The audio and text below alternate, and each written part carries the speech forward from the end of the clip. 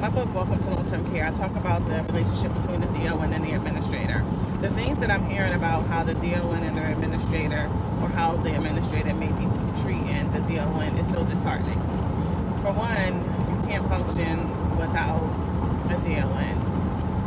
Okay? That relationship is like a marriage. Okay? You probably spend more time with your administrator, your DON, than you actually do your legal spouse.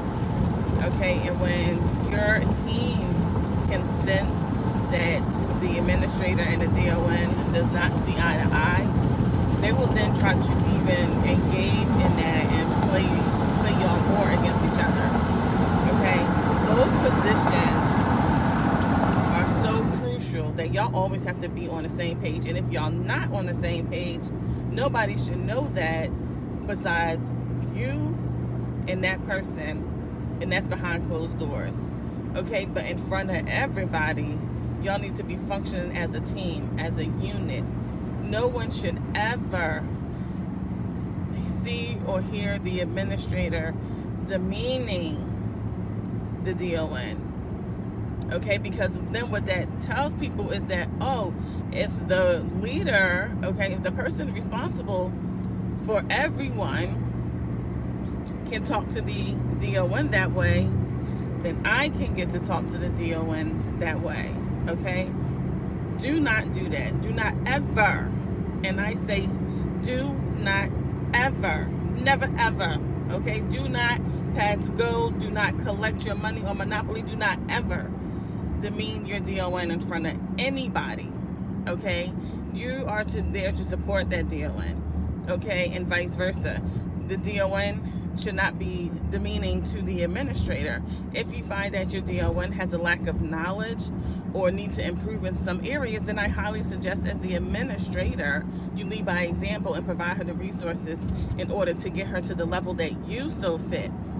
Okay, because you, the administrator, hired her. Okay, and what y'all need to start doing as administrators, as DONs, when y'all going into the interview process, you need to be able to identify leadership styles with each other, and you need to identify if you can even connect with that person. I know if I go to interview or whatever and I can just feel, okay, I can just feel the energy is being off. I can tell if somebody's being condescending, demeaning, or if they are, just talking to just be talking.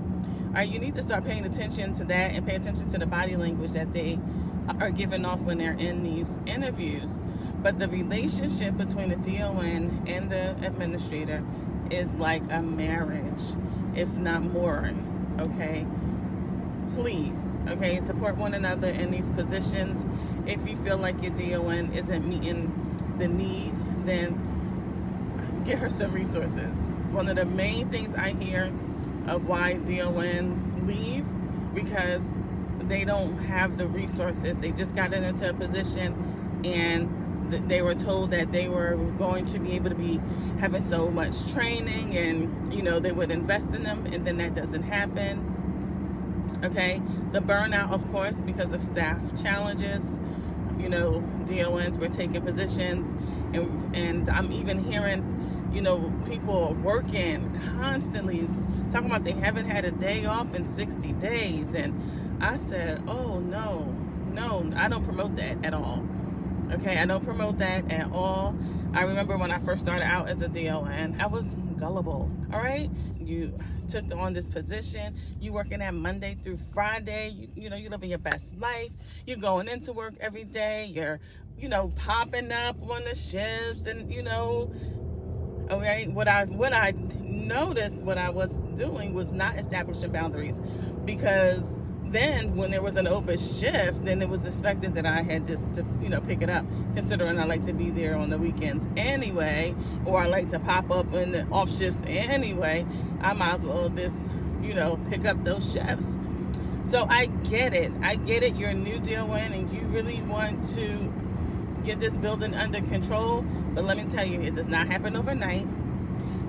Success does not happen overnight for a DON. It takes discipline and consistency in your processes to get you to the next level. I don't care how many hours of work you think you do. If you look at research, it'll tell you your brain stops functioning at a certain amount of hours of working, okay? So the work is always going to be there. Okay, you learn how to establish boundaries, healthy boundaries. It's okay to say no. When your administrator says, are you just going to work the weekend or the night shift? And you're going to say, well, how can we do any bonuses?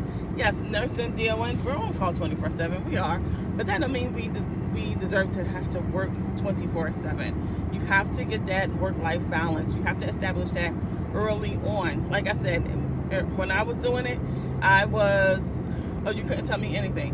I thought that was what DONs were supposed to do, and that's not what DONs are supposed to do. All right? You're a problem solver. So if you're having issues, then you need to find out how to correct those issues. But don't get burned out by being in those facilities 80 hours a week. No, it's not healthy. And, they're saying, oh, the administrator says I don't have a choice. You do have a choice, honey. You always have a choice. Now, your administrator might not like the choice, but baby, you got a choice. But you just got to own that choice. We have to stop downing ourselves in these positions, okay? We're hot commodities. We're always going to be needed. I don't want you to come off arrogant or anything like that, but know your worth in these positions. Know your worth in these positions. And work for somebody who has family, that they know what it's like to have work-life balance. If you work for somebody, an administrator, they single, they don't have no kids, they have no idea what the family life is like. Okay? So, of course, they're going to work your ass ragged. All right? Get you somebody who's family-oriented, who knows that, hey, family is important. I got to be there for my children, for my spouse, and I expect all my, my team members to be the same way. All right? Because the family is important. The same way your job is important, your family is important. Family, if you go in there and you're looking at pictures and everything while you're interviewing, oh, is that your wife? Yes, your family? Oh, you have children. Yes, okay. Now, they can't just ask you all those questions, but if they're putting it out on display for you to visualize, use it to your advantage. All right? Work with people who can relate to what it is you're going through. My kid's sick, has a fever, 103. I got to get him to the emergency room. And they're like, oh, my goodness, I hope they're okay. Not somebody who, 100.3. I mean, well, can't you just get him some Tylenol? Can't your husband? No, you don't want that person. You don't want that person, okay? You want to have somebody who can understand your circumstances. Now, if you're single, hey, by all means, go do it. But majority of us in these positions are not. Okay, we're married with children, we are heavily involved in our family lives and things of that nature. So that work-life balance is going to be crucial for you. Okay, so just to piggyback how I got started, the relationship for the DON and the administrator is crucial. It's a marriage. No one, and I mean no one, should ever see y'all being disrespectful to one another. All right, if you have a disagreement, then you meet each other in the office. Okay, your team needs to see that you have a solid foundation. Okay, how do you expect them to feel secure in their positions if you two, as the leaders of the facility, can't even see eye to eye? All right, so that's my spiel for today. Have a great day.